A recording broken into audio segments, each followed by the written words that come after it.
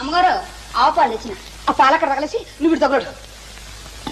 ఒకసారి సుబ్బి, ఇక్కడేవో ఇంగ్లీష్ ముక్కలు ఏడ్చాయి కానీ కాస్త చదివి చెప్పు. నాకేం వచ్చు అమ్మగారు. ఈ మధ్య నేర్చుకుంటున్నానని చెబుతావు కదే. ఆడు చెత్తపోతుంటేను 4 ముక్కలు గిలుకుతుండాలండి. ఆ 4 ముక్కలు ఈ 2 ముక్కలు ఉన్నాయేమో చూడు.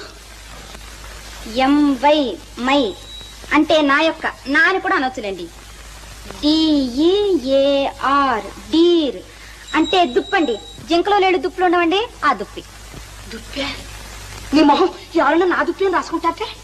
అది కాదండి, డియర్ అండి. డియర్ అంటే అంటే నాకు సిగ్గేస్తుందండి. ఓసి నీ సిగ్గు తట్టుబండ్లు గాను త్వరగా చెప్పి చావే. అంటే ప్రేమించుకునేటప్పుడు ఇంగ్లీష్ లో అనుకునే మాటలండి. అంటే నాథానా?